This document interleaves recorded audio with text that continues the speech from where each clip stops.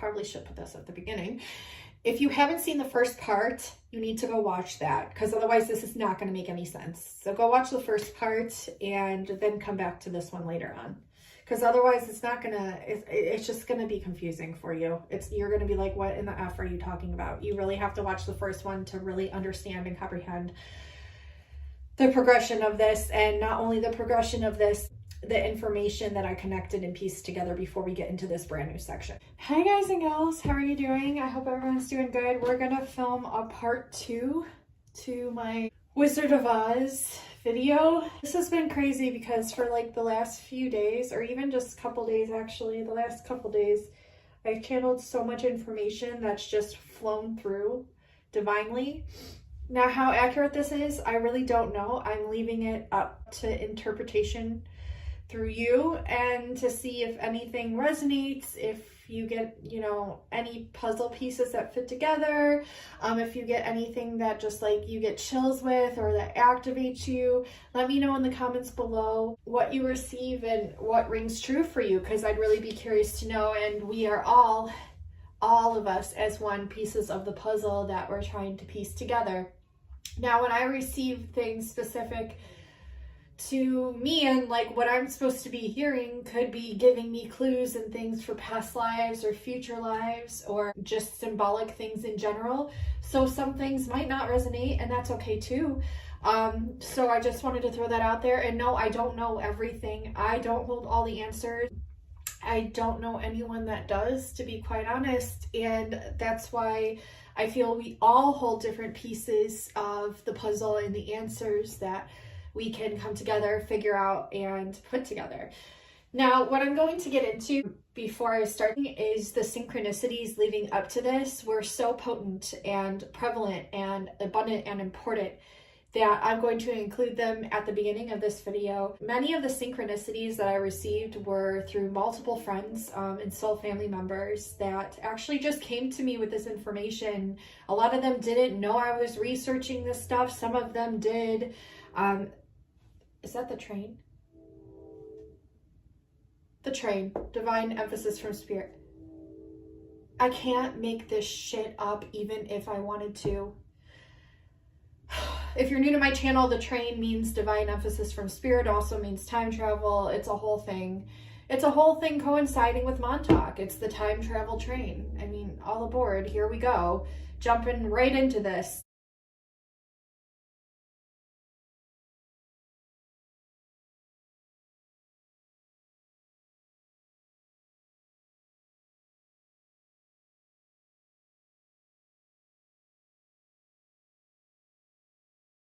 So I love you all so much. Thank you so much for taking time out to dive into all this cryptic, I guess, or symbolic information with me and trying to piece it together and connect the dots. And yeah, I just love you all so much.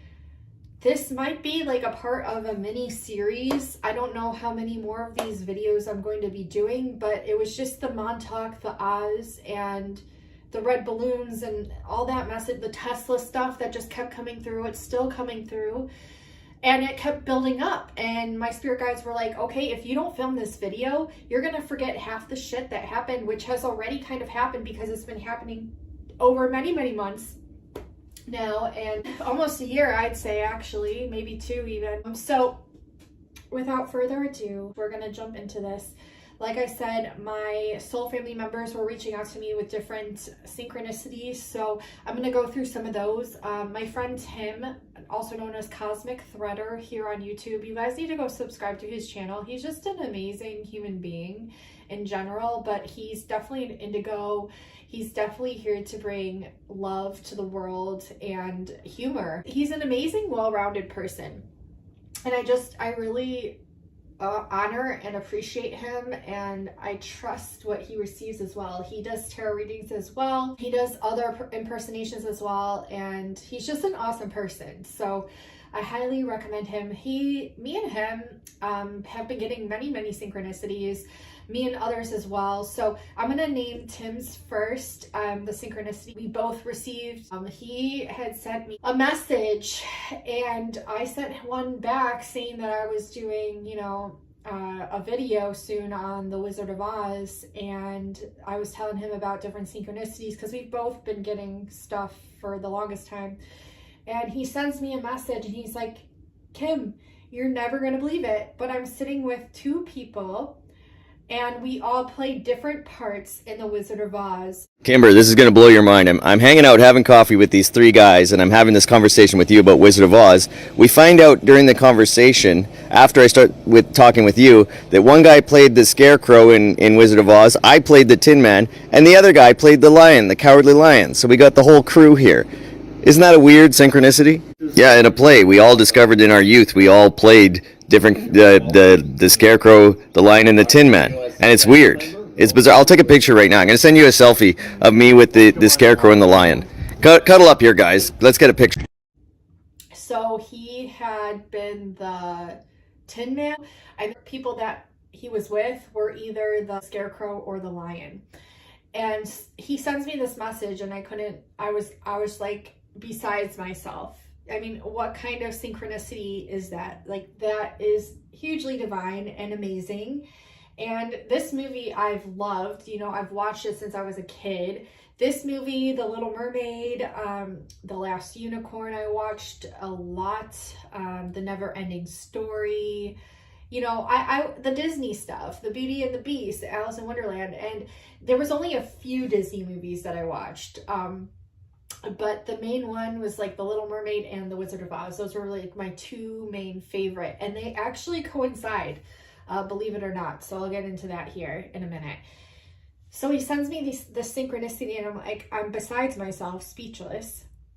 And he also got information about the red balloon. It was crazy. He was by this place that looks like a Tesla circuit board, basically. And I'll insert this information as I go.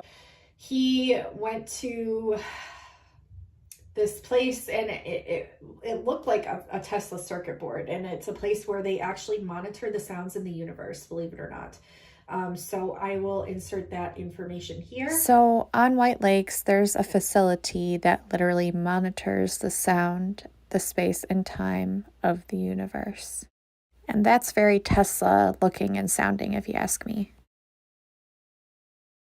And then when he was showing it to me on the map, he circles it and points an arrow to it. And the way he circled it in red and pointed an arrow to it, he actually drew a red balloon.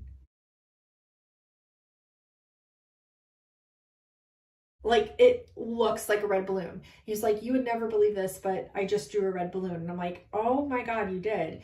Over the picture. Also, there was a dry bed grass lake and it was like flattened. So the grass was a different color than the surrounding grass. And the grass was actually red in the shape of a balloon with a string.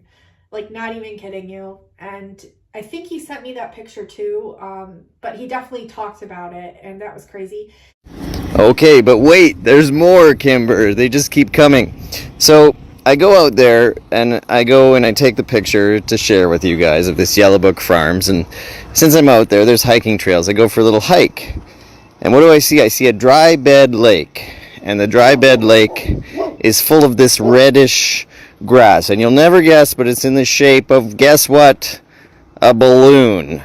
And then there's a trail coming off the dry lake that looks like the string of the balloon. Unfortunately, I didn't have my camera with me, but I will go back and take a photo for y'all because it's just that interesting. He also went to a place called Yellowbrick Farms. I'm not even kidding you. He sends me this stuff and I'm just like besides myself.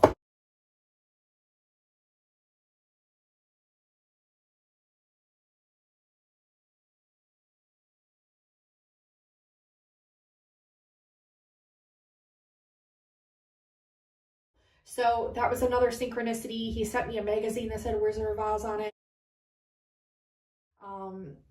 He sent me, I don't know, all this crazy stuff that like just definitely coincided.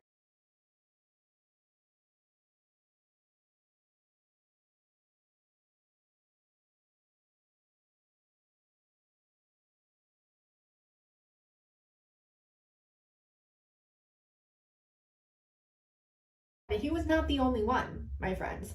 He was not the only one. I've had several close friends of mine send me stuff just randomly, some of which didn't even know I was filming this, like didn't even know I was researching this stuff. And I'm just like in awe by it all. Like synchronicities never stop around me. And it's beautiful. It means I'm on the right path. It means you got to trust the synchronicities and they're trying to show you something. So there's a connection here with Montauk. Tesla was supposedly one of the builders of the radial tower of the Montauk Tower. So you guys, I could have sworn I had a video or seen a video of Preston Nichols speaking about how Tesla helped with the equipment at Montauk and the radial tower. Unfortunately, I haven't been able to find it, but I know he was involved in Philadelphia experiment, which did lead into the Montauk project. Aside from Tesla, who did not have a good formal education, he started out in 1979. His father died, and his first year in the university was terminated, and he had to go to work. Came to the U.S. in '84.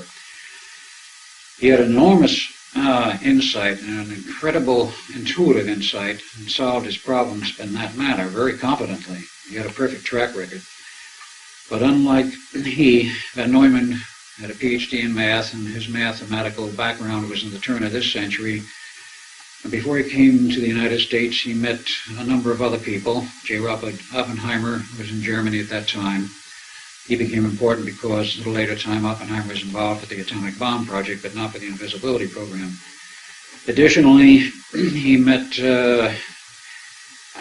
Dr. David, what was the mathematician's name? Hilbert, who was a genius of a mathematician. He developed all kinds of new math. He was essentially contemporary with Van Neumann, who was born in 1905. Hilbert was born about 1912. And he has a PhD in math, but he developed whole new systems of math, about 5 different varieties, the most important of which, and for which he was well known, was the so-called Hilbert space. And this was a new means of describing mathematically multiple realities, multiple space, which became very important to the project. Van Neumann met him about 1925, 27, in that period, and took a lot of Hilbert's work and ran with it. And Van Neumann, in turn, developed all kinds of new systems of mathematics of his own. He was also known as a real genius of a mathematician. He was considered probably the most outstanding mathematician of this century. Some people think he was better than Einstein. Of course, others don't agree. But he developed many systems of his own which became important. The whole system of the visibility project is applied to a large part object. Now in 1940, as I said, the test was successful. The Navy then decided they would go full bore, finance the thing with unlimited funds, and classify the project, of course. And we were part of it. Well, in 1941, the project was going on, and of course Tesla had full-bore enthusiasm from the Navy, and they had full confidence from the President and everybody else to go ahead.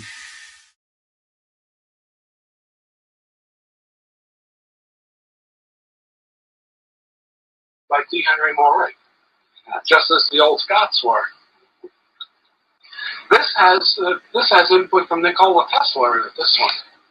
Because Tesla worked for RCA Global Communications. Can you tell us the years and the Navy worked on the... Okay, this is about a 1935 design. So is this. Okay. And Tesla's nephew, who was, I think, William Turbo, hired Nikola Tesla, but hired him under the name Nikola Turbo. If you want to find information on Nikola Tesla RCA, you look for Nikola Turbo. Because when he was hired by RCA, he was in ill repute. Yes. The guys wanted to use his genius, but they didn't want his name in the corporation. So he couldn't legally use the name Turbo, so he did. Yeah, this is fascinating. Most people think that towards the end of his life, he was penniless and... he was very much different from being penniless. Tell us about that. For both hotels, the New Yorker. He rented the top floor of the New Yorker, and he rented both penthouses on the New Yorker and the Waldorf Astoria. He used one penthouse for a transmitting station and the other penthouse for a receiving station. They had his land in the whole top floor of the New Yorker. That's not cheap. I wouldn't think so. No, it's not cheap to rent the whole top floor of the New Yorker. Now, you had a direct input into this discovery. You've been doing a lot of archaeology, more or less, Essentially. and in radio antiquities. So could you tell us a little bit about that incident, about that time period, how you discovered this? Okay. I've been, as you can see here, while you're looking up here, you can see older and older receivers. Yeah. I am also a vintage radio collector, but my specialty is communications equipment. Yes. And I had an opportunity to go to the old, I think it was the New Yorker hotel, before they refurbished it. Remember, it was closed down for years? Yes. It was either Waldorf or the New Yorker. I think it was the New Yorker. It was the New Yorker on the west side. I was able to get into that hotel and look it over before they ripped everything out. Yeah. And you can see the remnants of Tesla paraphernalia on the top floor.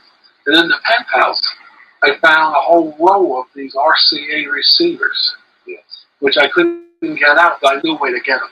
Yes. You know, I had photographs of the Tesla receiver, and they were no different from what was built for RCA. I did manage to get that transmitter out. Okay, maybe we Of can. one of the penthouses. Maybe focus on this? Sure. Okay, because this Since is I've uncovered fascinating. This is a fascinating bit of lore. Come over here, Terry. Okay, you got it now. Okay, I've been referring to this as the re-emergence of Nikola Tesla.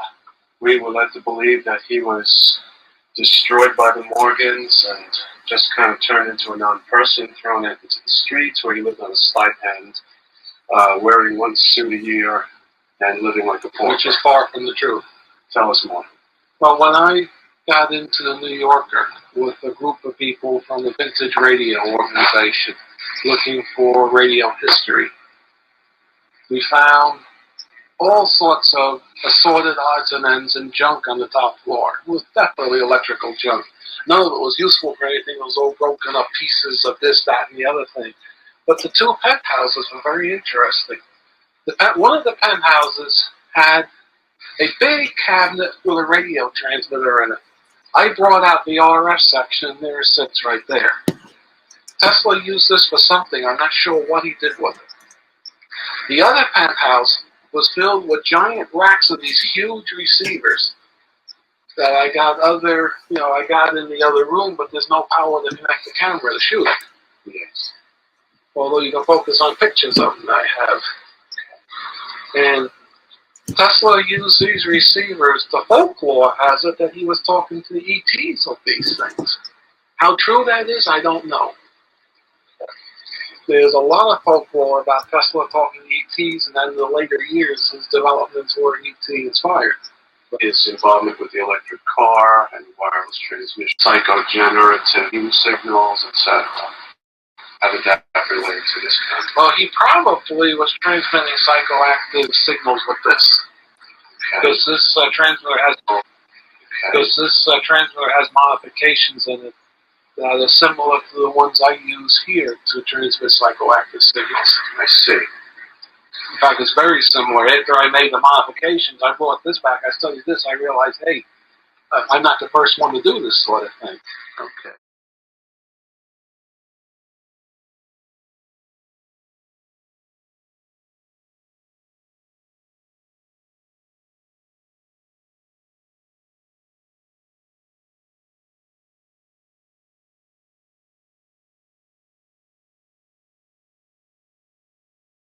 You ungrateful creatures, it's tomorrow instead of 20 years from now. Montauk radio tower and helped in building the equipment because it carried such high frequency and voltage. And Tesla is all about, electricity, born during the lightning storm, fascinated by lightning, knew how to harness technologies through like the Tesla coil and all of that. So 369, definitely another synchronicity here. And there's just so many.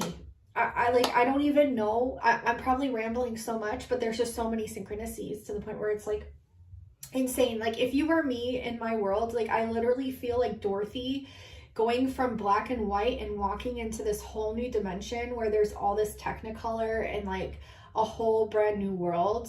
And that's how I've literally felt myself experiencing all of this. It's like insane. I saw Oz in the clouds.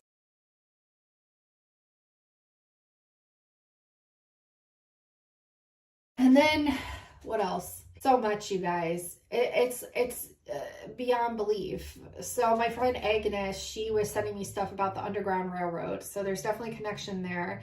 I was getting stuff about how, you know, the reptilians go underground. And then there was the movie It with the red balloon. And what does he eat? He eats children. Where does he live? Under the sewer, underground. So like these reptilians have these like underground tunnel systems and things. And so I was like, that's a strange connection. And she's like, yeah, it connects everywhere underground. And then we were learning about the DIA, the Denver, Colorado airport, and I heard about the Red Queen. And then there's an underground section there, which I'll insert here because I forgot to put it in the first part.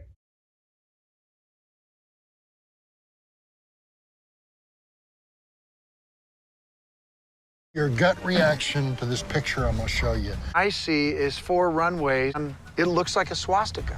Secret base is hidden underneath the Denver airport. The idea of the New World Order hiding a vast network of tunnels here beneath America's busiest airport, whether it's even possible to build an underground base like Greg is suggesting. That's all sand with my hand lens here. Greg, this is mostly sandstone, relatively clean sand. It looks like it's mostly quartz, and we're within a few miles of the airport, so the geology here is probably similar over there. And if that's the case, this type of rock would be some of the easiest material to tunnel through. So the geology certainly works in your favor as far as a massive tunnel system. There is evidence here at the airport. This is where the airport employee walks the gentleman underground, takes him in the elevator to the underground luggage area, and is basically telling him this is, you know, all there is. But however, there's all these weird symbols. It's made of sand. They could definitely build a base below that, and I believe they did. Here's all the Nazi symbolism.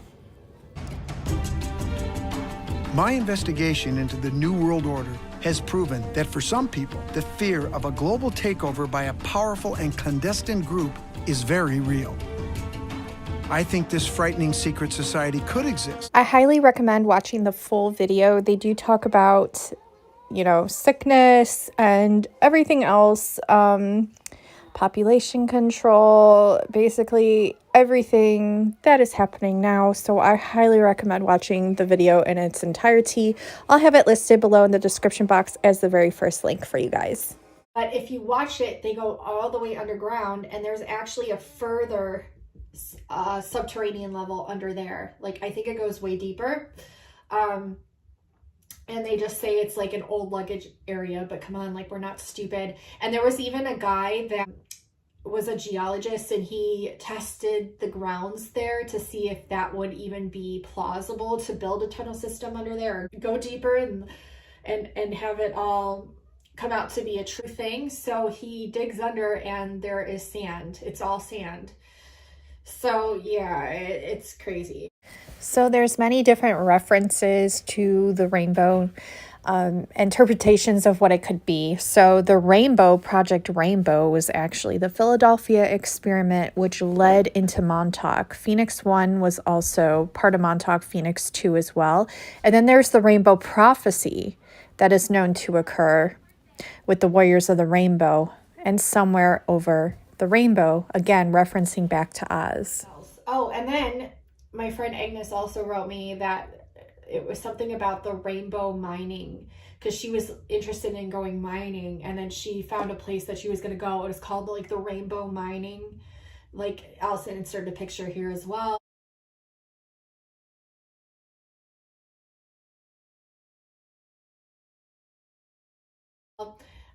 Tons of synchronicities, and I might have to just insert them as I go, because like I'm saying, like I'm telling you, there's so many to the point where I can't even tell you all of them. Like, we would be here for a year. I'm not even kidding you. My friend Agnes, also, that I mentioned, she has a YouTube channel as well. Agnes Love Heals, and I'll insert their channels below in the description box. I'll pin them in the comments so that way you can go follow them. I highly recommend, because they've all been a part of it, and they have amazing channels too. And then my friend Janet, shout out to her. She has an Instagram where she does amazing video chats about spirituality, the collective consciousness, what they're going through, experiencing. She reached out to me and she was getting all kinds of things. She was getting letters in the cloud, all kinds of stuff.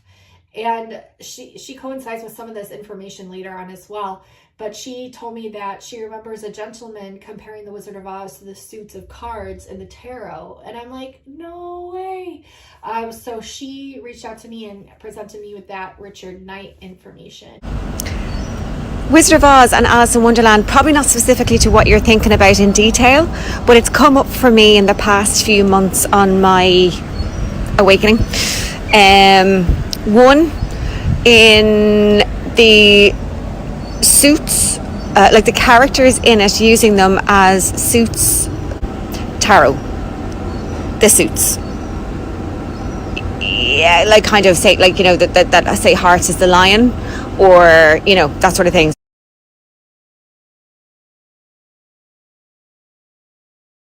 Drive you nuts with videos and stuff, but like, this has just arrived in the post. It can only be from one of my best mates for my birthday this week. It's just got it well, last week, but I'm just look look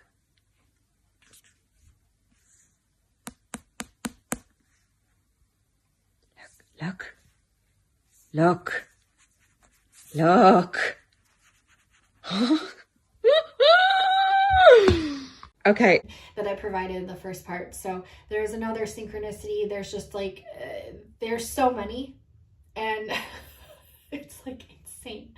So I sat down and I actually organized notes, and once I had my notes written down, I decided to take a break and watch a video on YouTube, because it was like all this stuff was just coming through. I have it like all written down in here, but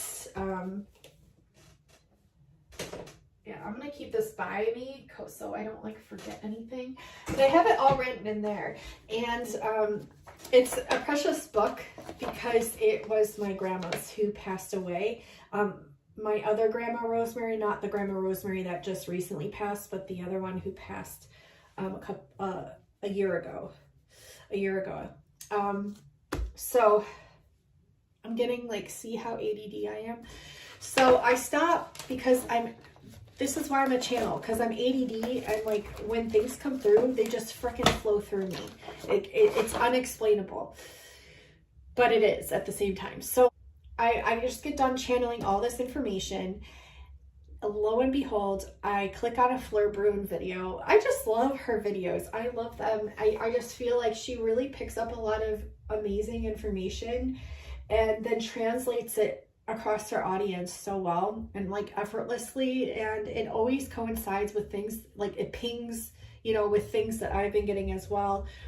So I watched a video, and a lot of the stuff she was getting in that video coincided with all the things that I had just channeled and that I was getting. And then I have more synchronicities. Like my friend Jamie reached out to me with the stuff about Hitler, which I forgot to provide in part 1. And the Unveiling of Isis book was the book that Hitler studied. So I actually purchased that book and I started reading that as well, because there's a lot of synchronicities there too. And it was so funny because I was talking to her about Hitler, and she flips to a page in her Unveiling of Isis book. She's like, wait, she's like, my friend told me, another friend of ours told me to get this book, purchase this book, and look into it, because it's actually the book that Hitler studied, by Blavatsky. And I'm like, nuh-uh. And she's like, yeah.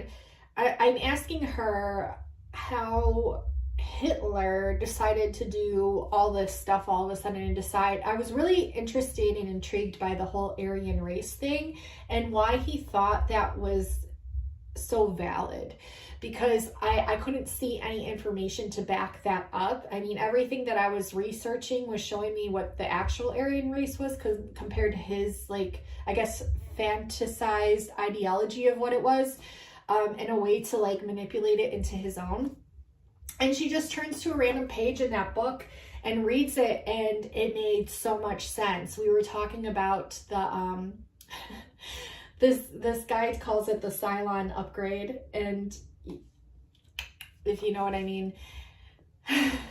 And I love that, because Cylon is like a word for a word that you can't communicate, or a word that you just need to make up another word for.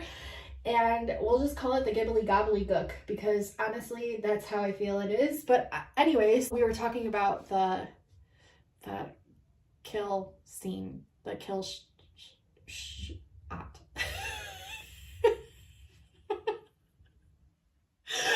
We're gonna call it the Cylon upgrade. I can't like say it, I guess. Like, I guess that's all I can do. We're talking about that. Okay. It was like, we were talking about the flip the switch thing, which I'll get into in a minute. And she pulls out her book, flips to a page, and it was like the complete answer as to why he idealized the Aryan race.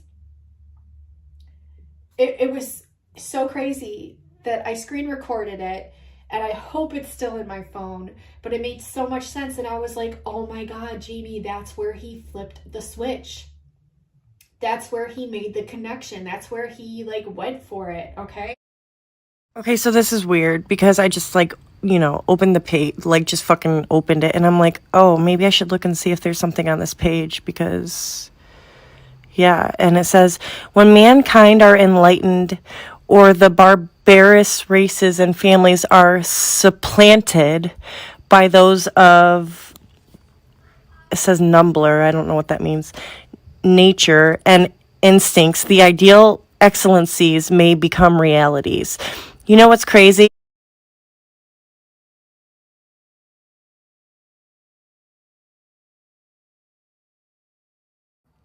Wow. Yeah, seriously, that's the fucking line that I was drawn to out of these fucking big ass pages. If you ask, you shall receive. It looks like we're receiving the answers in literally like a little snap. I literally have chills head to toe. What is happening? There's a reason. I just gotta piece it all together, but dude, the ideal excellencies become realities. That was like the switch. I feel like that was the switch for him, to make him believe that he was the ideal excellency, and therefore it became a reality. What the hell?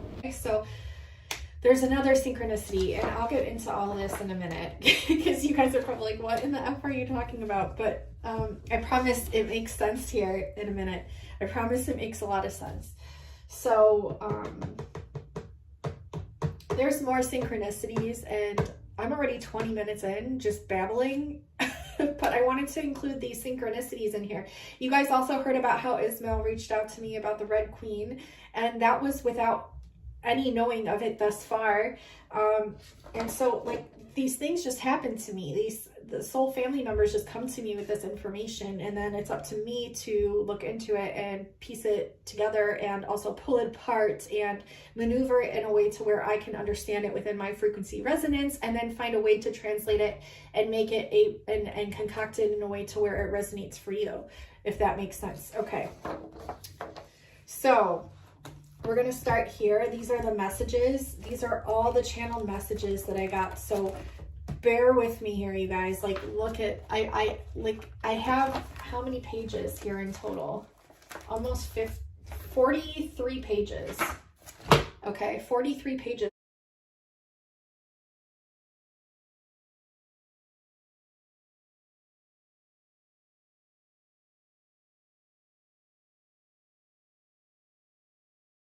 That I hand wrote down, and I tried to get it as organized as possible for all of you, so that way I can go through this information. Now, a lot of this might not make sense to you, a lot of it might, and so we're just going to dive right in.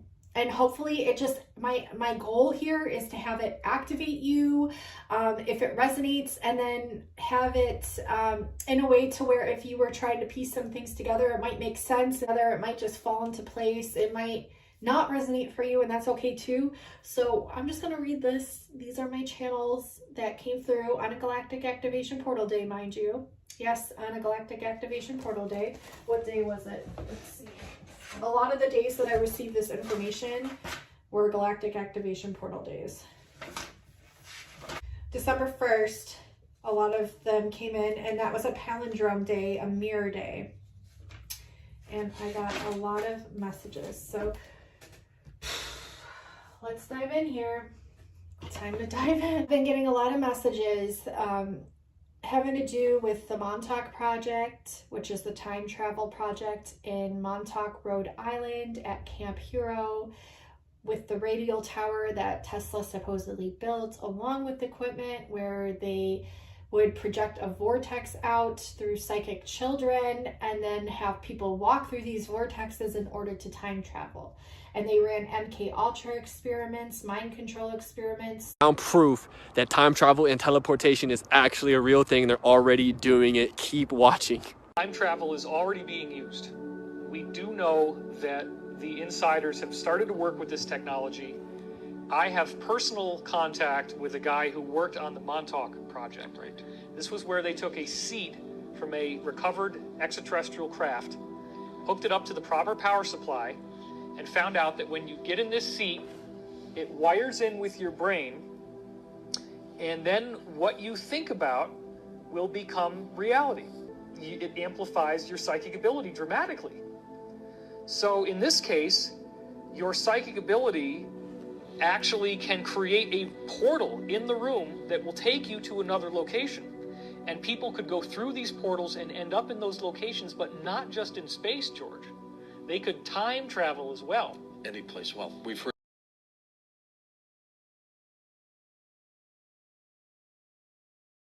building because of what's upstairs. Something very strange upstairs. Here we're upstairs. Look at the decor in this room. This is a wild decor.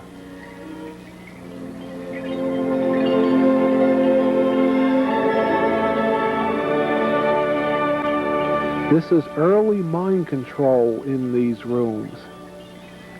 This is the black and white room.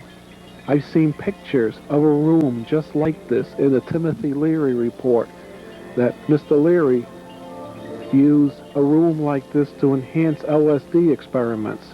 Interesting. What is a room like this doing on a military base? This is not done by kids. It's too neat. This says they had chemical mind control out here at some point. Of course, it's not much of a stretch of the imagination to go to electromagnetic mind control from chemical mind control. These rooms probably go back to the 60s. So 10 years later, in the 70s, they were doing electromagnetic mind control. Isn't that interesting, folks? This is the tiger stripe room. You go in this room, this is the tie-dye room. We first thought this was kids, but you look, you notice it doesn't go up on the ceiling, there's no drips of paint on the floor. Kids didn't do this, an artist did this. You see there's a pattern that goes through this room. It's well known that color schemes can enhance mind activity. Color schemes can enhance the influencing of minds and brainwashing and this sort of thing. This is what we believe they did in these rooms.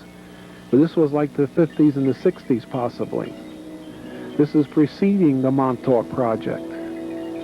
So you see the base has a history of mind control starting probably at least the early 60s when Dr. Leary did his work. We're back in the tiger stripe room. We're now going to look outside so you can see this is on the Montauk base.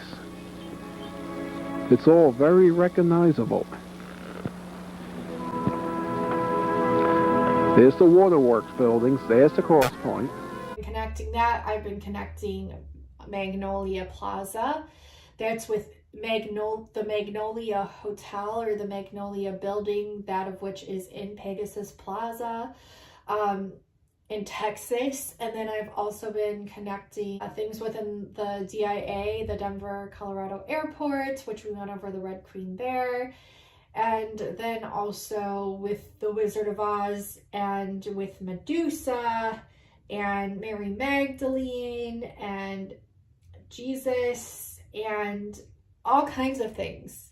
It's really a lot, and we're just gonna get into it. I want you all to know that there's a lot still that I have not pieced together, and some of which that still doesn't make much sense to me, which is okay. I channeled it, it came through for a reason, so maybe you can help me put these puzzle pieces together. So I got the message about the Holy Grail, and the rose line of Magdalene and the red balloons that I got is the rose line, the Holy Grail. And when I drew the Holy Grail, I was like, oh my God, I drew it like that with the two stems, right? And I was like, that looks like a rose. Again, the concentric circles at the top here. The rose line, and it almost looks like a red balloon as well. Okay, and I didn't mean to draw it like that, it just kind of came out like that. The significance of the 99 red balloons is the lost parallel lamb, because there's 100 lambs, one goes missing, and Jesus goes back to find it, and it's a message that he will never leave one man behind. And there's also a message with the one red balloon. If you've seen the movie The Red Balloon, I've seen it where it was in a different language, and I used to watch that also all the time as a child. And at the end, it's like they all throw rocks at the balloon.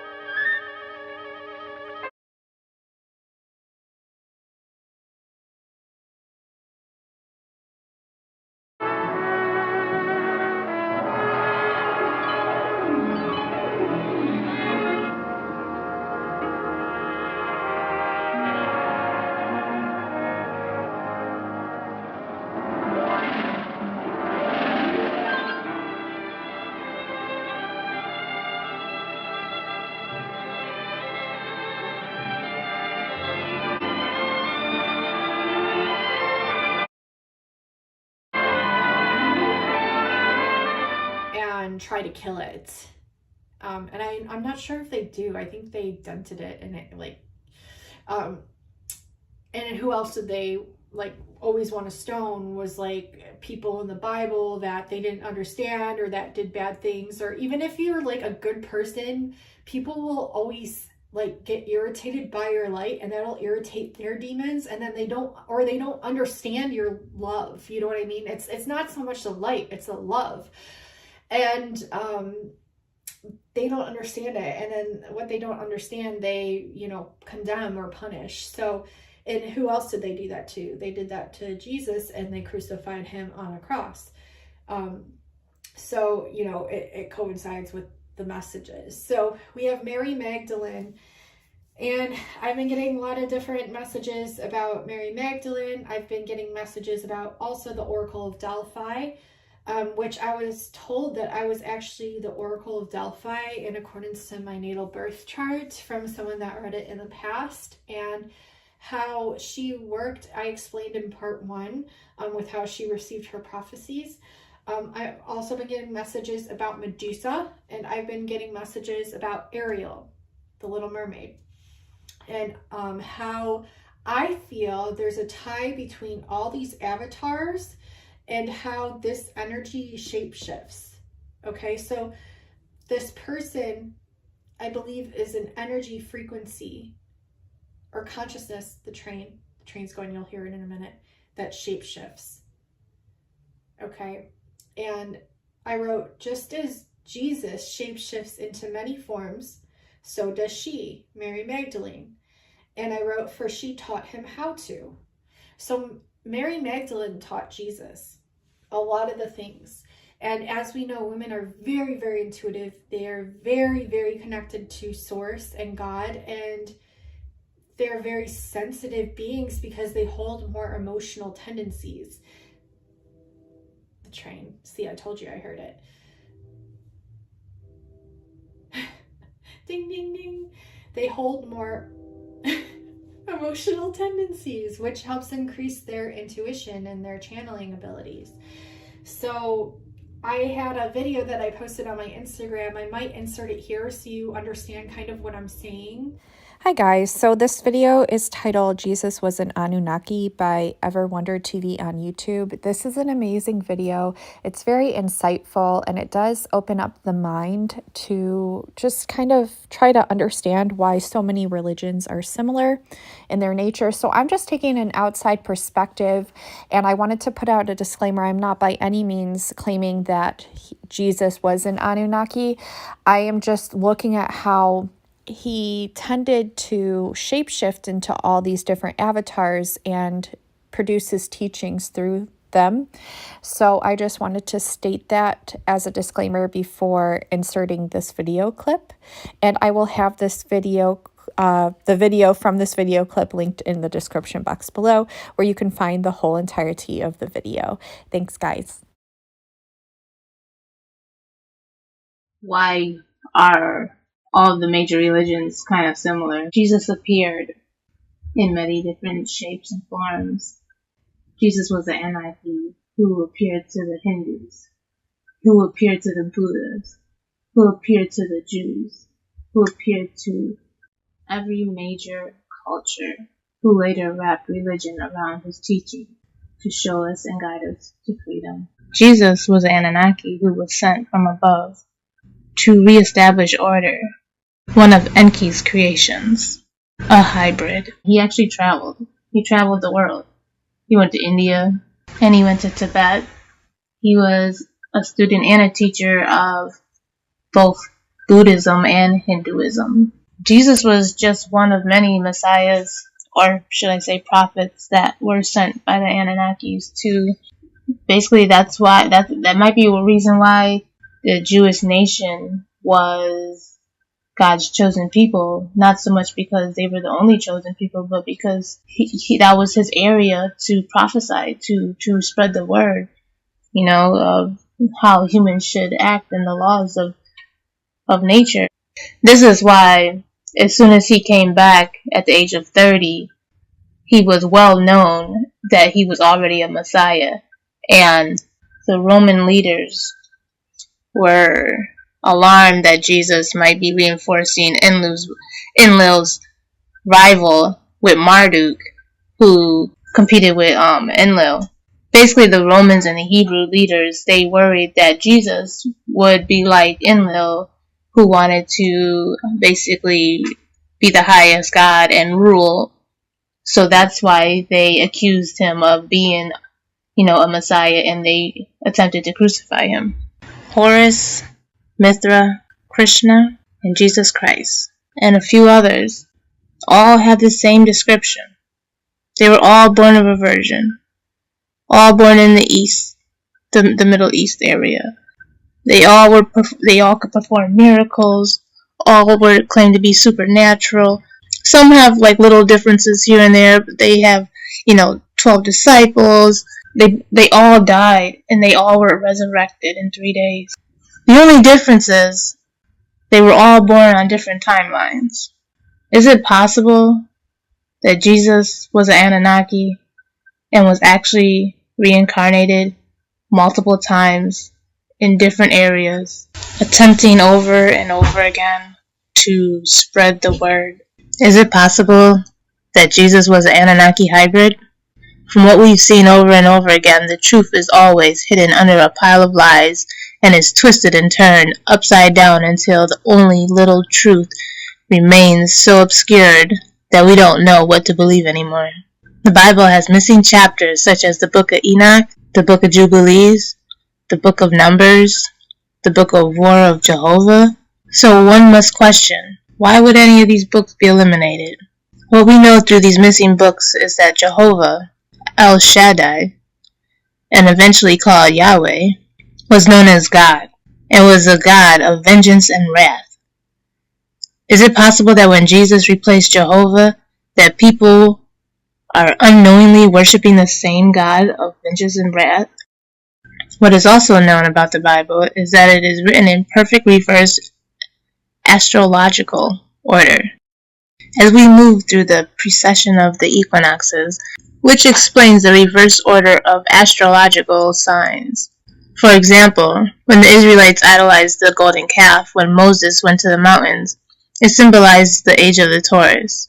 When Moses blew the ram's horn, it symbolized the age of Aries.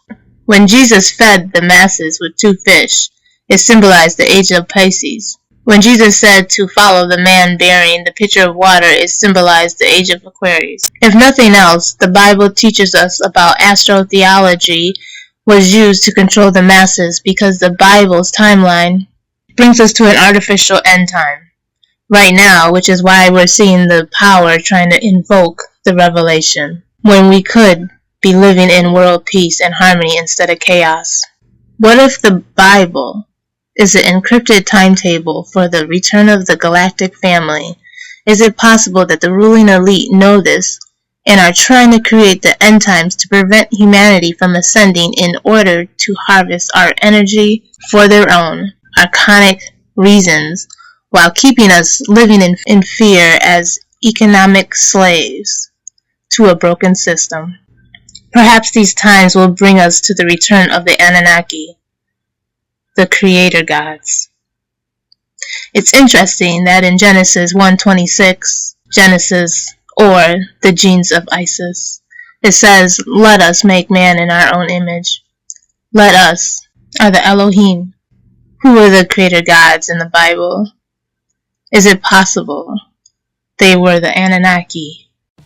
Back into it is Jesus shapeshifts into all these different forms that are so similar within their stories from the past, and it was that like same energy or that same consciousness, I feel. So, and some people don't think that they were real and some people do, and you know, I feel like both stories are true. How could that be? What do you mean? I feel like they were both here in a human presence. And I feel like because they had shape-shifting abilities, they could also go through different avatars. And I also feel like they're etheric consciousness as well. 3, Trinity, Holy Trinity. Okay, so I promise it will kind of make sense. I hope. Magnolia Medusa. Okay, why am I getting this message? Well, the Pegasus Plaza, the mythology all around that is, as we know, Medusa is basically housed under Athena in the temple, and chastity is what she's supposed to be practicing. And then Poseidon finds her very attractive because Medusa was actually very, very attractive. And Poseidon rapes her against her will, which is terrible. A terrible thing to have to go through. It's kind of like what's going through now, what we're going through now with the quote-unquote government forcing us all to do the Cylon upgrade. I love that. That's actually a word from this YouTuber here. I'm gonna put his name here.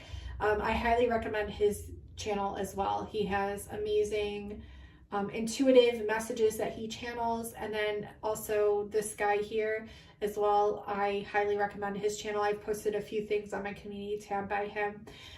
My friend Jamie showed me both of these amazing people. So Poseidon rapes Medusa, okay, and then she becomes pregnant, and Athena punishes her by changing her into a gorgon, which is this hideous looking creature with 7 snakes coming out of her head, and her glance to any onlooker turns the onlooker to stone. Okay, so she can't really get intimate with anyone, she can't even really look at anyone, and she looks at herself in her own reflection, looks hideous to herself. So there's many symbologies here, many symbologies that I've channeled, but it's interesting because, well, then Perseus tracks down Medusa and cuts off her head, okay? Gross, I know. But he cuts her head off, and then from her severed head births Pegasus. Pegasus springs forth and actually creates a spring with his hoof. Hence the spring in Pegasus Plaza.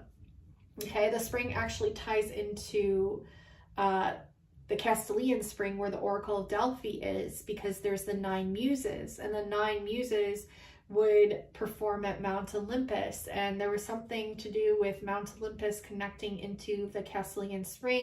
So it's stated that the Castilian spring was on Mount Parnassus, where the sacred muses were. And the Castilian spring led into the Oracle of Delphi. The Castilian spring was guarded by a snake that led into the Oracle of Delphi, and for those to present themselves to the Oracle had to cleanse themselves in this Castilian spring. Okay, so see how it all ties together with the fountains and the springs and Pegasus energy of the mythologies around that Pegasus Constellation. So at Pegasus Plaza is the Magnolia building, okay? So I'm doing research and I'm looking up the Magnolia flower, right? Because I'm like, okay, well, isn't that a flower? I want to look this up and piece some dots together. So lo and behold, I found out that the yellow magnolias are very rare in the wild, and the yellow magnolias specifically are offered to the solar goddesses Medusa and Senna. And I'm like, oh my gosh, there's Medusa again. Medusa. And now I'm getting this like solar connection with the rays coming out of her head. But they're snakes, right? But snakes have so many different meanings. They can be looked at as demonic, like they can be demonized, but they can also represent higher wisdom, higher consciousness, higher kundalini energy. So, which would be that fire energy, right? The sun. So it's really interesting. That just came through just now. I wasn't planning on that. That's really cool. Okay, so interestingly enough, there's that Magnolia connection. Interestingly enough, guys and gals, I always connect with a tree. When I lived with my parents, they had this tree in their backyard, and I always had this very deep soul connection with the tree.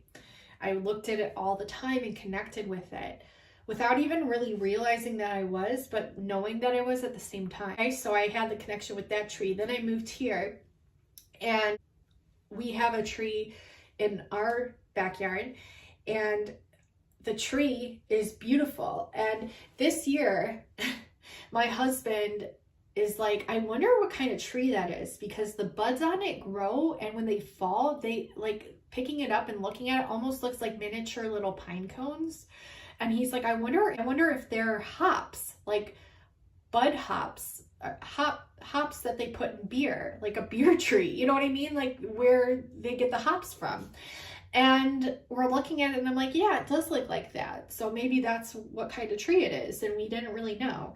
But I've always connected with this tree specifically. Like this is the one tree in our yard that I connect to, despite all the other trees right around our area. Okay, it's this tree, and I do aerokinesis with it. I put my hands on it, I hold it, I hug. I'm a tree hugger, yes I am, and I work with aerokinesis, which is where you move the winds and you practice telekinesis with that, which I'm very good at and getting better each day. But we have this very strong, deep connection. And I'm like, huh. So I'm doing research, right, on this magnolia flower. And then I'm looking and I'm like, that flower looks just like the flower and the buds that are on our tree.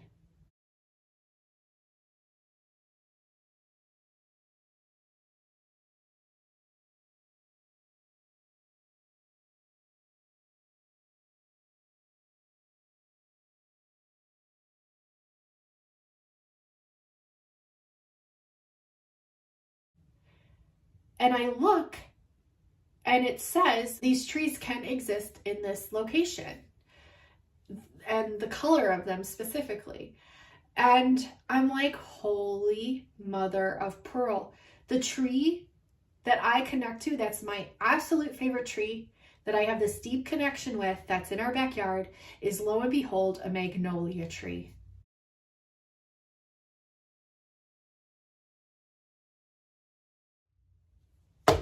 What are the freaking chances of that? It's a very unique tree. It's very different. The flowers look really pretty, but they don't bloom like in normal ways, and like the buds are so different looking, and they turn into like these little red berries, and then they blossom into these like whitish flowers. And I'm like, get out of town.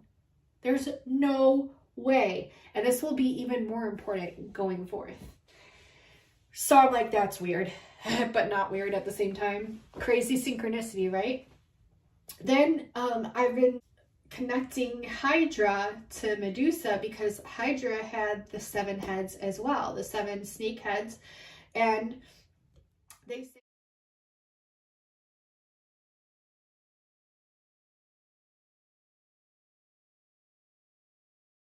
say that they casted 7 demons out of Mary Magdalene. So I'm like, oh, that's strange. That's a Medusa connection. 7 snake heads, 7 demons. Okay. Now what they mean by that exactly, I'm not sure, but what's interesting is I was watching a documentary on Mary Magdalene, and the story told was there was this man in a cave with his family of 7 children and his wife, and the Romans were basically taking over, and it's kind of like what's going on today, right? And they found them. They looked in the caves to find like the families that had ran away. And so the Roman man came to the cave, and the man in the cave, instead of sacrificing the children to the Romans, which he absolutely despised, he sacrificed his children by tossing them over a cliff, all 7 of his children. Then he tossed his wife over the cliff, and then he sacrificed himself. And so I'll insert that video here. The word Magdalene is not a first name, and unusually doesn't associate Mary with a relative. Gives no information about her status as a wife, mother, or daughter. So where does the title come from? On the shores of the Sea of Galilee lie the remains of a 1st century town, an important fishing community known as Magdala. Magdala was famous for its fish. Its name means fish tower, or the Greek name means salted fish lill. Salting the fish, after salting it, it would keep, so you could export it to the entire Mediterranean world. In the 1st century, fish were an essential part of the diet, and Magdala was a major producer, famous throughout the region. Its name would be instantly recognizable. Could Mary Magdalene mean Mary of Magdala?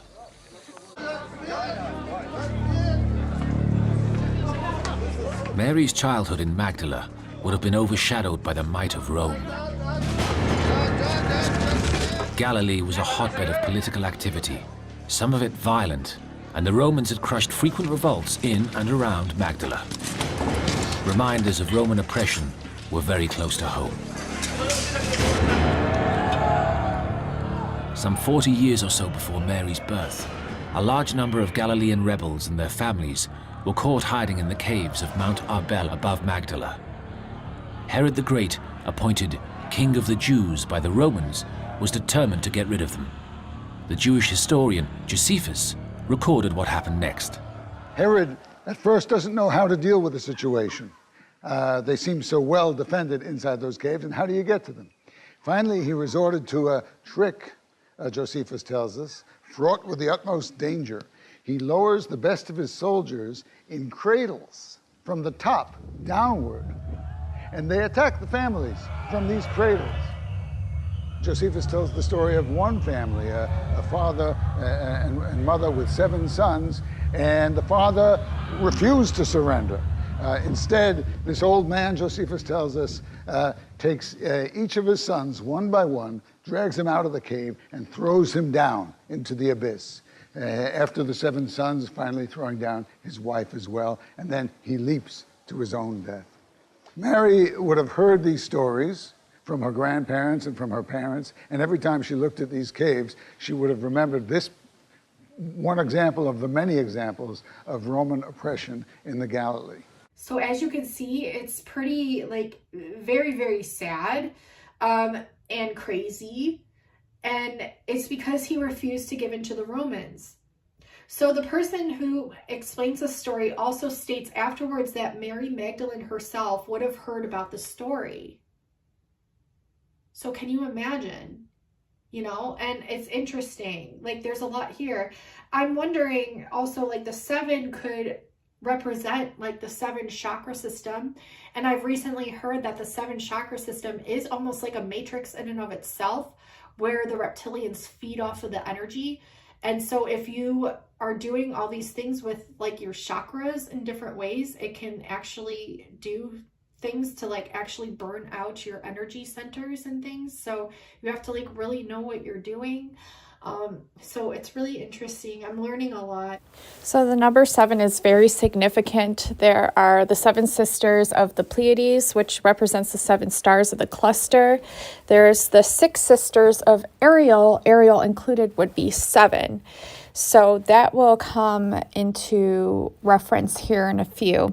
And then Hydra also has mythologies of having 7 to 9 heads, 7 represented here again, and 9 also coincides with the 9 muses that are displayed as boulders in Pegasus Plaza. This is on page 2, which also looks like a Z, and I'll get into that meaning here in a minute, but it's also the entirety of duality. It holds both the masculine and the feminine aspects, and it holds them equally balanced and integrated.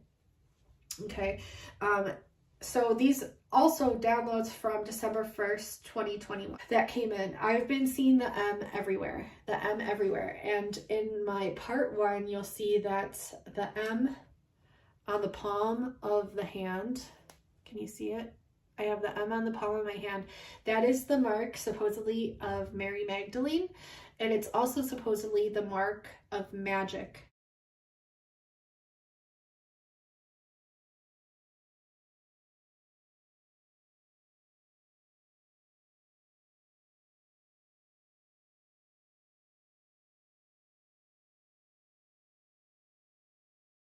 Like original magic.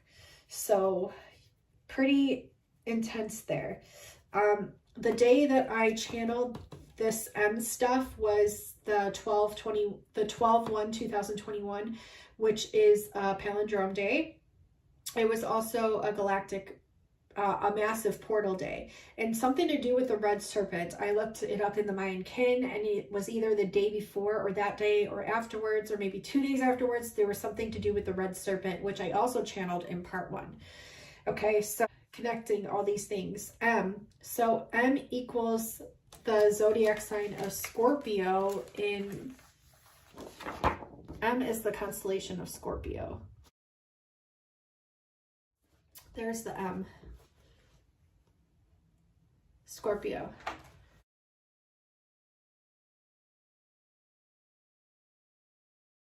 Interesting.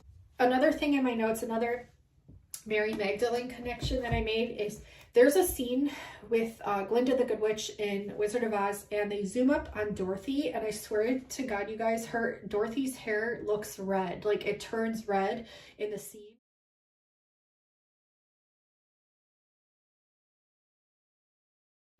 And this is like signifying she represents Mary Magdalene, because Mary Magdalene's hair was red. The color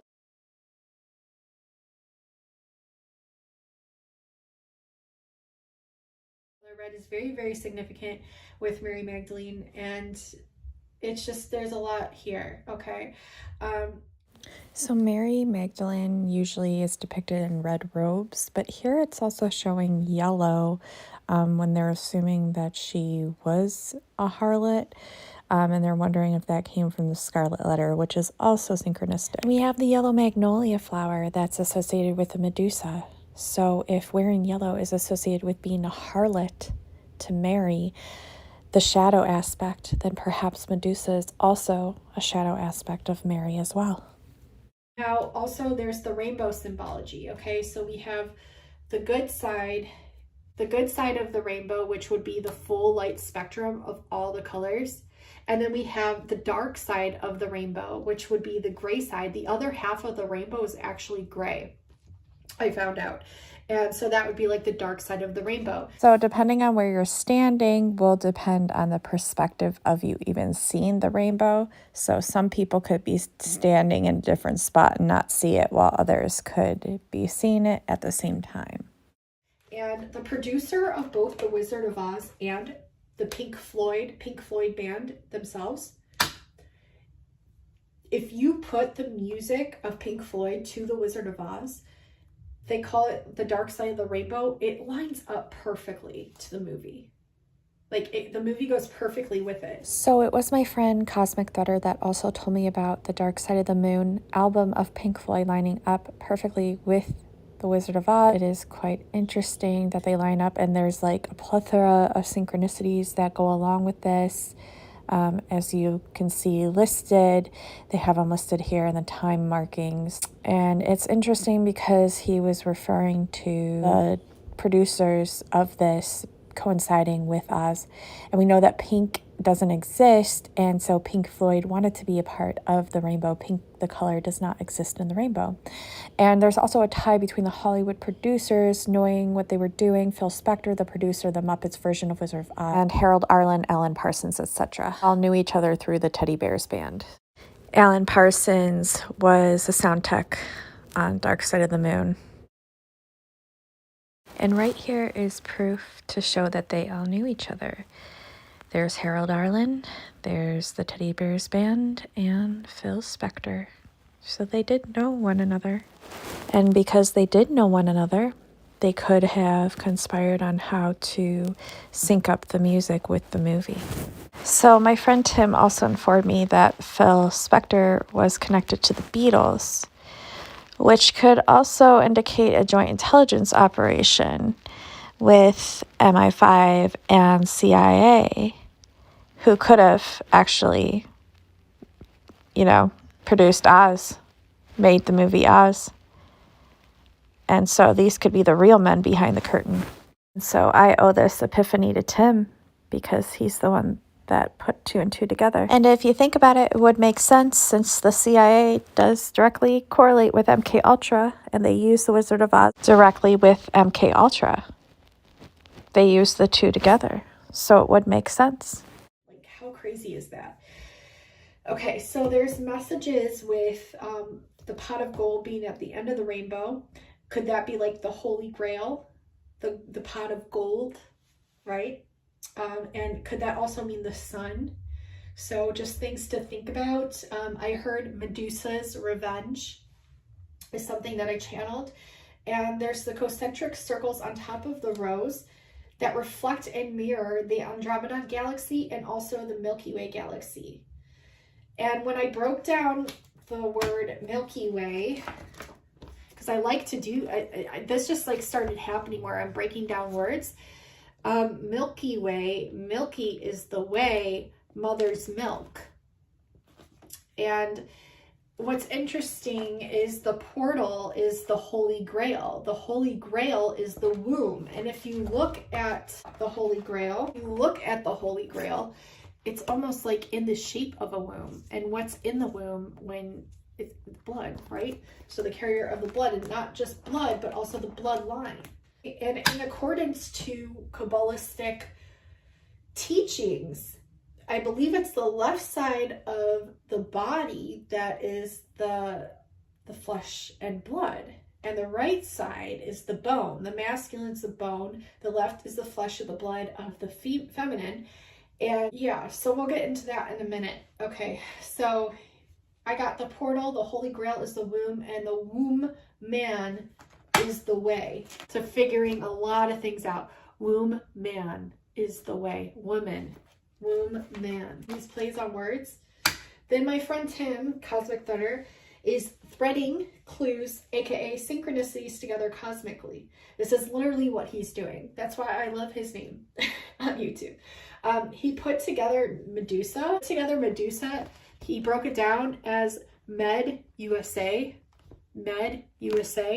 which is medical USA, like the pharmaceutical companies, corporation. USA equals corporation. It's basically like the pharmaceutical corporation, the medical corporation, the umbrella corporation, the Red Queen again. So here, I've gotten so many channelings. This video is going to be so long. I'm only on the second page and I have like 30 more to go.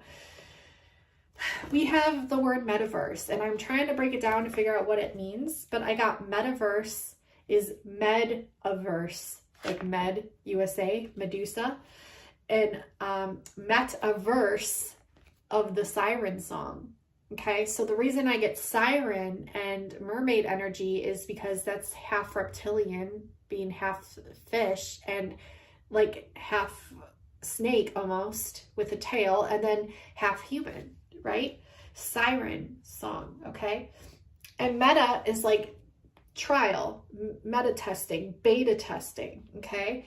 I got also a different breakdown for metaverse that I'll insert here.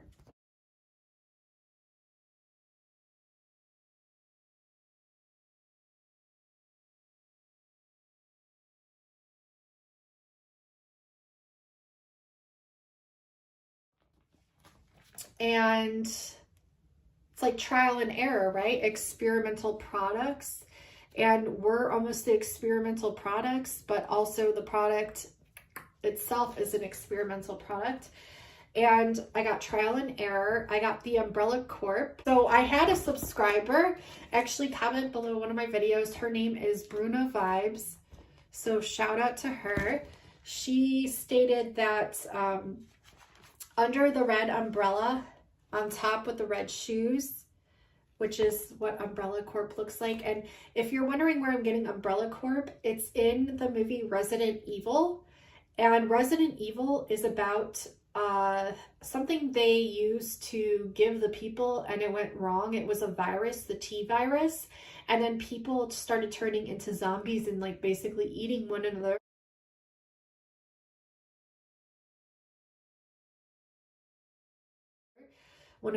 And what ran the whole thing was this pharmaceutical company called the Umbrella Corporation. So see the pyramid scheme and how it like rains down. So Umbrella Corp, and it's red and white, the umbrella, okay? And it's from the movie Resident Evil that holds also the Red Queen, which we spoke about in part 1, the supercomputer. So under red umbrella, she wrote, on top with red shoes, white part represents the purity of our souls under their red souls, like they have blood on their hands. So I say they have blood on their hands. 2:55 p.m. on December 3rd, I got more downloads.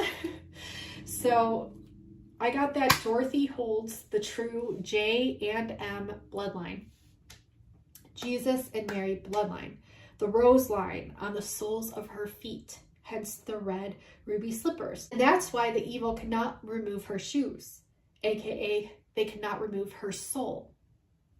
Get it? The soles of her feet hold the red shoes, the pure bloodline that cannot be taken or destroyed, okay?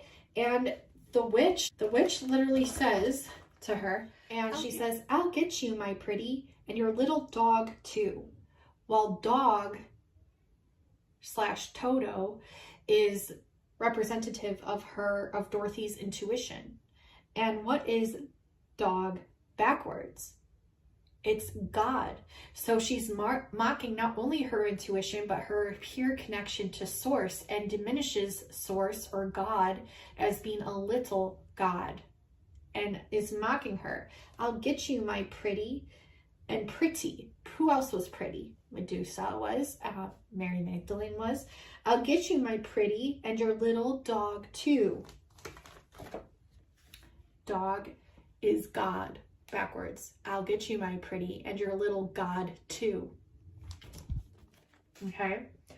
And Toto equals 2, which would be 2, 2, which looks like Z and Z. So 2 Z's. And that's going to be important here in a minute as well. So evil mocks purity by flipping the script. The 5 looks like a right Z. The 2 looks like a left Z. Okay, just throw that out there. Flipping the script. Hence, trying to access pure souls by wearing them on their soles of their feet. They have to do it through the physicality and matter because they can't access our etheric soul. So they mock it by doing it through matter, through the physical. So also known as souls, meaning the soles of their feet, which is the false sense of pride and power. All that of which is opposite from divine nature. And truth is false in accordance to them. Okay? And their truth to us is false, right? It's because they flip it. It's distorted. Then there's the movie Mockingjay. The Hunger Games, Mockingjay. So they're mocking the Jesus / Magdalene pure royalty bloodline, aka the Holy Grail. Mockingjay, mocking Jesus.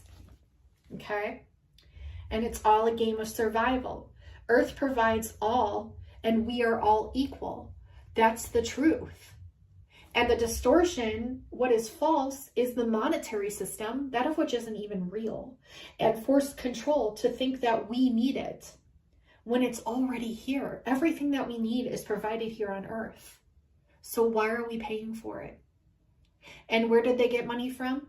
There's an amazing video of a girl that I'll insert where she's talking about how the monetary system is fake, and they pulled money out, the idea of money out of thin air, and then they make you pay interest on top of this fake money, which is what the monetary system is. Now we have the Scarlet Letter. Okay, that's been another message that came through. So L. Frank Baum, the author of The Wizard of Oz, of the movie, named Oz off of the 0 to Z file on his cabinet.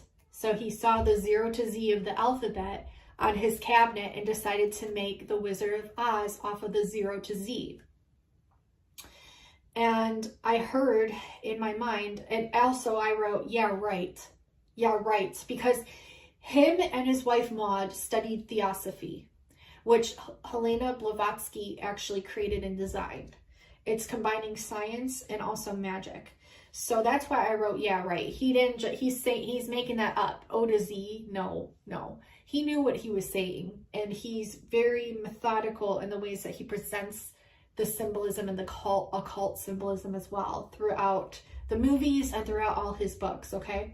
So I heard it's in the name. So I'm breaking down names and words and letters. So I heard the Scarlet Letter. That's been coming through left and right. And I got letter, right? And I got letter. Let her wear her name proud. The palm of our hand. Magdalene on the palm of the hand.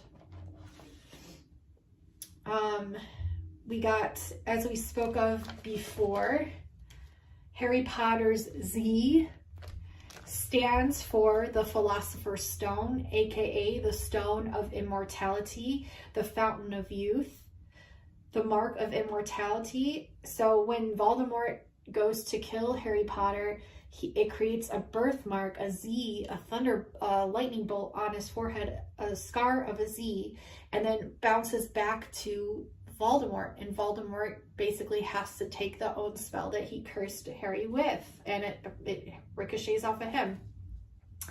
And the Mark of Immortality, This Z is like draining children's energy through the fountain of youth, because they are the fountain of youth and they're draining your energy, right?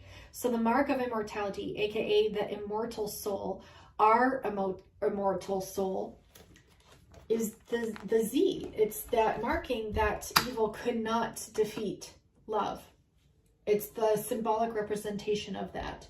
We have our immortal soul, the soles of the feet, and I talked about that, the matter replica of something that isn't of matter. So when a baby is born, a lot of times they take a scan or a picture of the feet.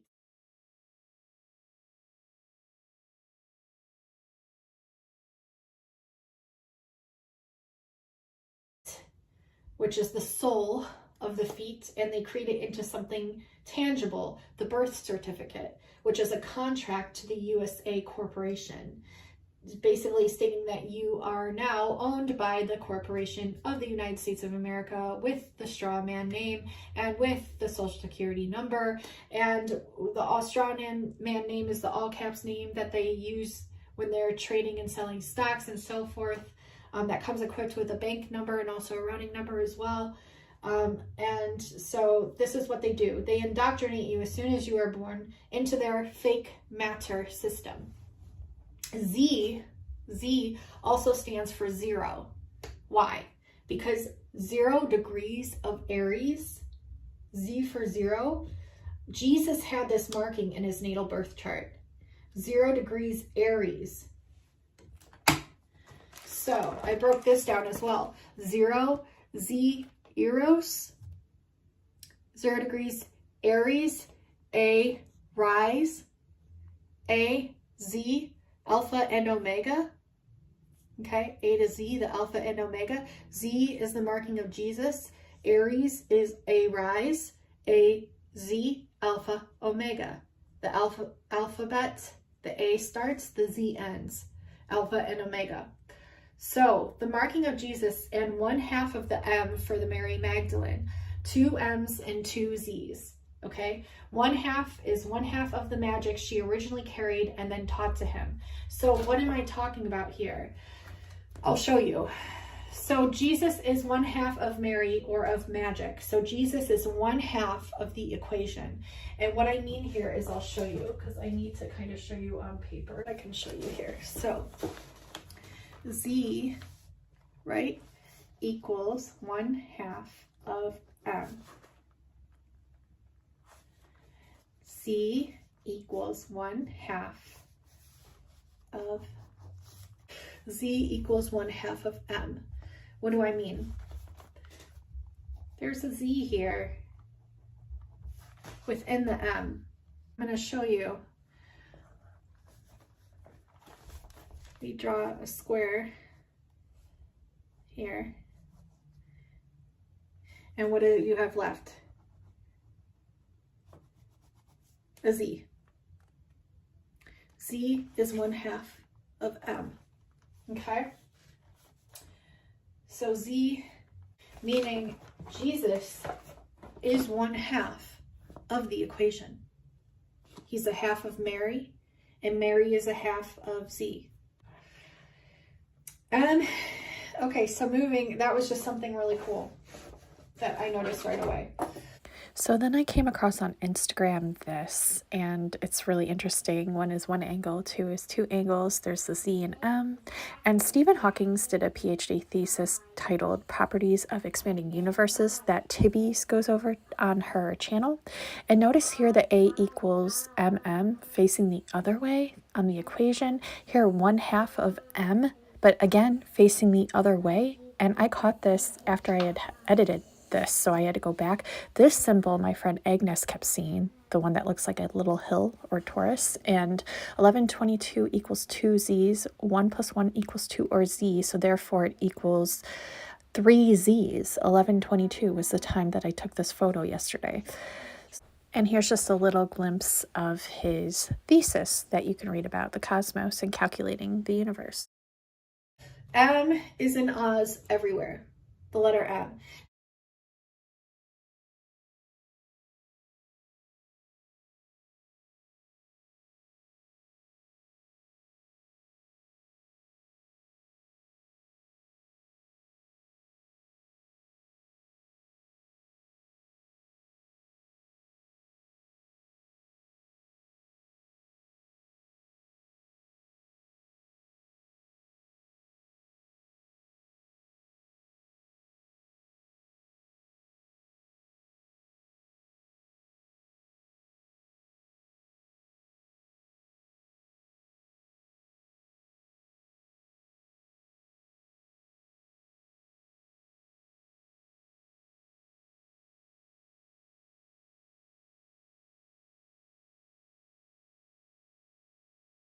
Now you could say that this stands for magi or magic, and they're actually after the Magi Holy Grail shaman. They really are. And who came up with this word originally? I'm not sure, but I heard it through Black Earth Productions, and it's basically what it means is the original magic. It's the mark of M. Okay, so M for magic, which was originally Magdalene's. Mary Magdalene taught Jesus in the mystery schools. Okay, so now we're going to get into it here. Reptilian. The Wicked Witch of the West is the reptilian green black witch. The witch puts a spell on the poppies. The poppies make them sleep, right? And what do they do to us? They poison us. She says, I'll poison them. I'll make them sleep. Well, who else makes us sleep? Our government. By putting fluoride in our water, by poisoning our food with GMOs and tons of chemicals, sugar, all of it, high fructose corn syrup, the list goes on. Preservatives that keep the food fresh, which really aren't good for the body, right? And they also spray wheat with Roundup, which is known to cause cancer. And how many products of wheat do we have on our shelves, right? So they put us to sleep this way. Also with the chemtrails blocking the sun from us awakening to our Kundalini energy, right? Yeah, it's all of it. Also dumbing us down through MK Ultra and the television. Okay, all of it coincides. But the poison specifically on the poppies to make them sleep. I wanted to show you this. Cosmic Threader pointed out, well, sleep is disease. And I'm like, oh yeah, it is disease. That's quite interesting. And how many Z's typically? That might be another clue as well. 8 equals infinity in the X. We'll get into that in a minute. But the poppies are AKA the opiates, which are the drug cartel that Hillary Clinton, which is another reptilian, is behind. I'm going to try to find a video to insert for you here about that. And they want to keep us asleep under their spells. Just like I had mentioned with Voldemort to Harry Potter reference when I broke down the word or name of the spell in part 1. The spell is in the name, and they destroy as they speak. I destroy as I speak is what the Avada, the other part that I don't want to say out loud, means. And the Z is evil's karma. The Z represents also evil's karma, because evil cannot defeat the Z, cannot defeat the chosen one. Hence why it didn't work. It bounced off and hit Voldemort instead. And what is Z? It's 1/2 of the M, 1/2 of the magic, 1/2 of Magdalene, because Harry Potter is a masculine, right? So also poison all around us, like I talked about in our environment. Poisonous, when you break down that word, poisonous is poison us, right? And the poisonous apple, which I'll refer to here in a minute, and Hitler fluoridated the water. He did that. He fluoridated the water during his reign to dumb people down and keep them unaware to what was actually going on around them. And that's what's going on today. And I'll insert also a video. No wonder I was drawn to that. I'll also insert a video about fluoride here too. No one knows this. Do you know where the fluoride? Do you know where it comes from? The fluoride that's added to the water. It's from the phosphate fertilizer companies. It's hydrofluorosilicic acid. It's a byproduct. That's the nice way to put it. Yeah. It's a waste product. It's a waste product that they're not allowed to dispose of, because when they were disposing of it, everything around the plants was dying. Yeah. So they had to start figuring out what to do with their waste. So they said, oh, perfect. We're going to bottle it.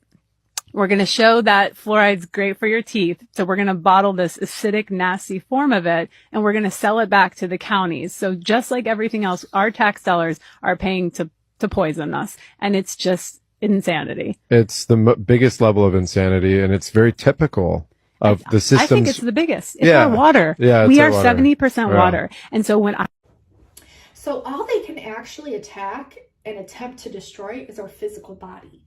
They cannot destroy our consciousness, not even by creating a fake universe, such as metaverse, because it isn't organic.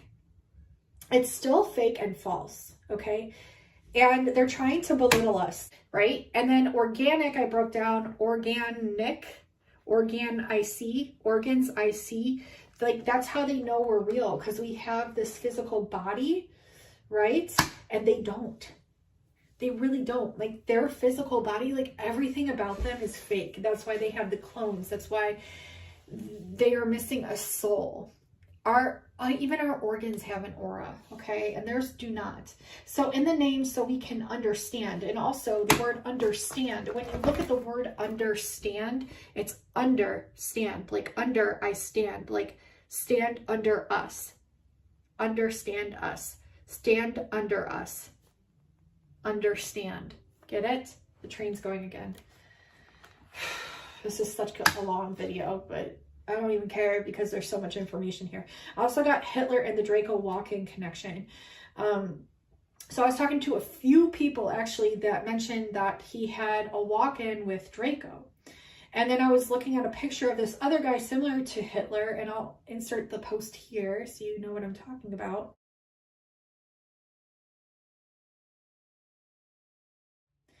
And I was wondering, I wonder if that same draconian energy walked into that person as well, because they had the same like mass killer experiences.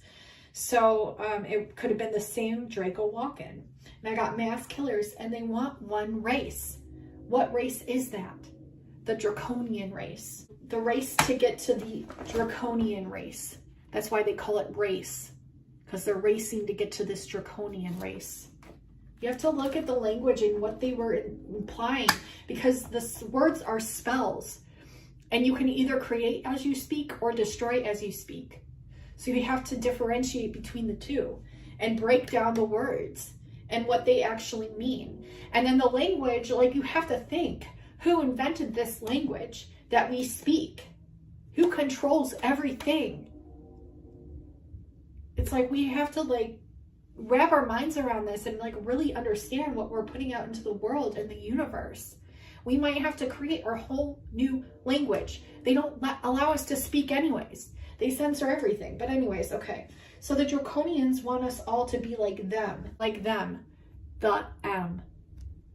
Be like the M. They want to be like the magic, but they cannot be the magic. They're intimidated by our true power, which is our true source, God connection. They want us to be vampires and cannibalists, hence drink the blood of Jesus, eat the bread / body of Jesus, to be just like them, vampires and cannibalists. Literally, they suck our energy and they drink the blood of the most pure of us for adrenochrome so that they can keep living. And I talk about this in part 1 as well. Vampires I broke down to V empires. Well, who owns the medicine? The empires, the pharmaceutical company, corporation, and the V. What is the V? Well, the V also stands for visitors, which are the reptilians.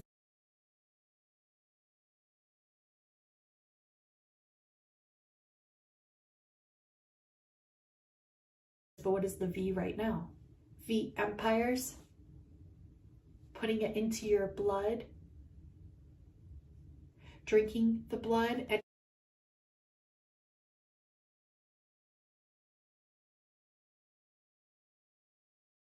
it's a V empire, vampire. They're vampires, they're V empires, the visitor empire. And what did they have that word represent? Sucking blood, drinking it. All right, 11 also coincides with the page 11. Stranger Things, the girl 11 on Stranger Things. So in it, she does a lot of like connecting to the water when she's in the pool. And that's how she goes to these different portals and things. She hadn't confronted her shadow. Her shadow gets out of control. So she's 11. Her shadow getting out of control is number 12, and then the shadow integration is phase number 13.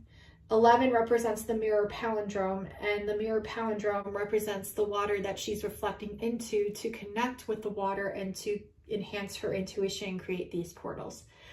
The reason why I say 12, the 12 disciples, right? And who was the most important disciple that Jesus had that actually witnessed the ascension and the miracle, who had the vision of Jesus, who was able to actually tend to his wounds and his burial site and was welcomed in there, why would just any disciple be welcomed in there?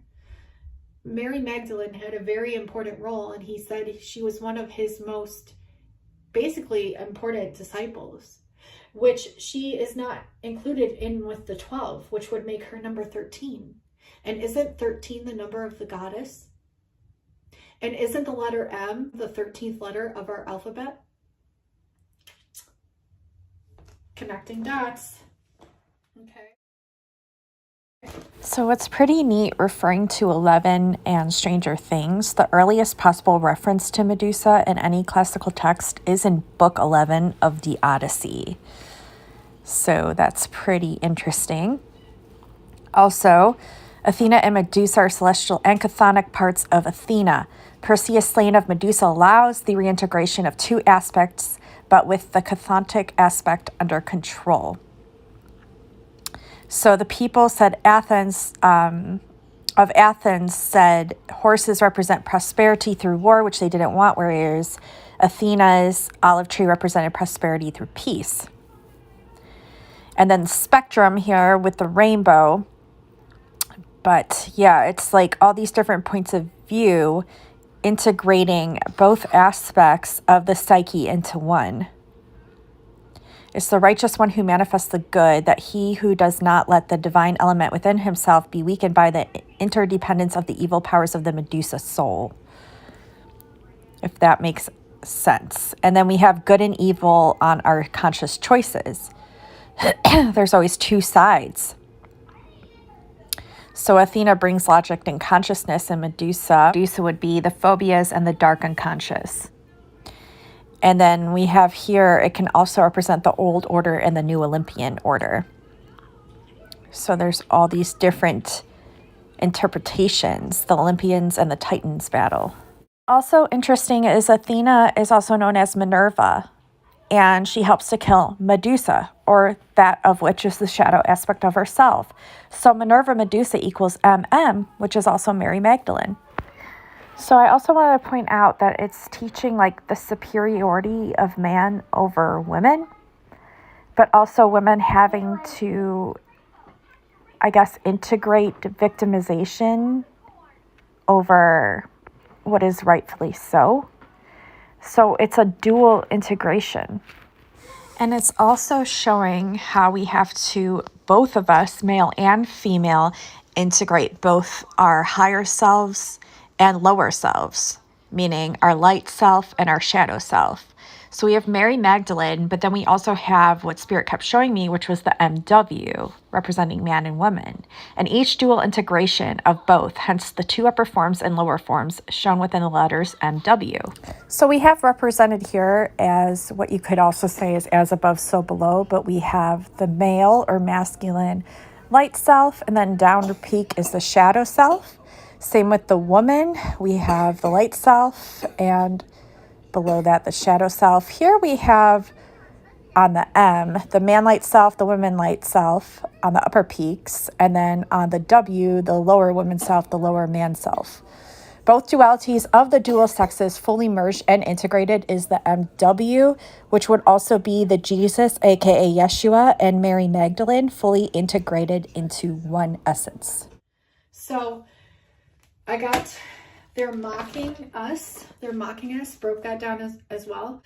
Ma king. So ma king, mother king, mother king. Who would be the mother king? The queen.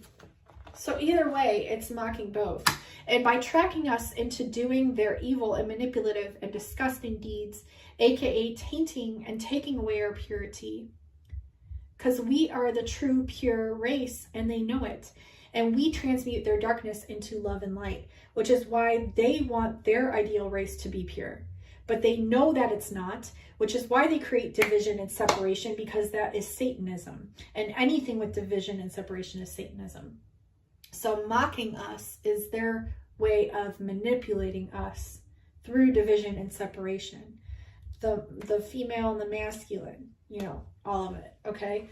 So They are mocking Tesla with the lightning bolt as well on Harry's forehead, when it is rumored that Tesla himself actually helped build the radial tower at Montauk and the Montauk equipment. CIA, the government, is going out to control and manipulate the messages. And I heard testing, 1, 2, 3. So for example, what I'm referring to here is the government going out, trying to control and manipulate messages and the masses through frequency. An example of this would be the Travis Scott concert, when they were testing out the frequencies and how they all reacted differently with those frequencies. And a lot of those whom got the V, right? And that's a whole thing in and of itself. There's actually a vortex at the concert that said, "See you on the other side," which relates to CERN, which relates to them sucking our souls out and taking them to their alternate dimension, which would be metaverse, okay? Mary Magdalene equals Mary Magnolia, I believe. So I'm just getting these connections. I kept hearing Mary Magnolia, Mary Magnolia. And Mary Magnolia equals Magnolia. Mag, Magi, magic, no lie, A. What is A? The alpha, the original magic. And it's also magnetic, but the original magic, the original magician. The original magic, the original magician. Magnolia, magician, magi. And yellow magnolias equal Medusa. Magnolia, Medusa.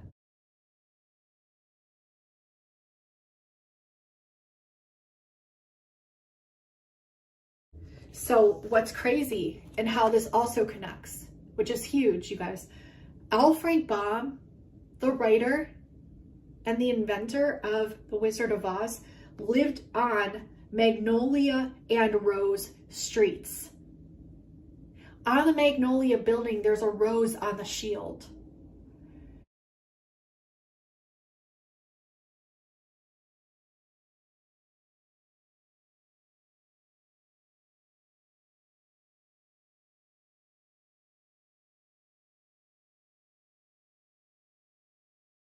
He literally lived on Magnolia and Rose streets.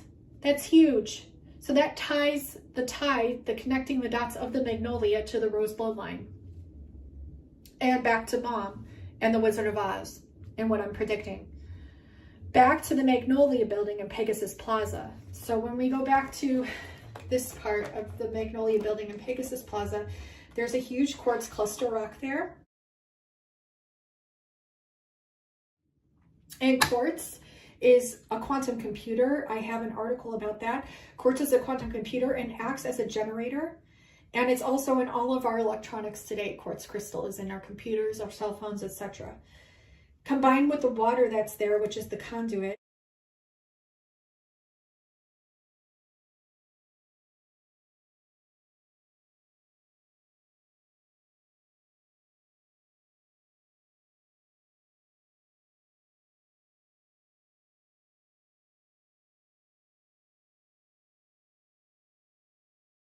And so that's how, I think it's some sort of like quantum computer there, but they're like distorting it in a sense. Like it's an organic quantum computer, but like what are they actually utilizing it for, right?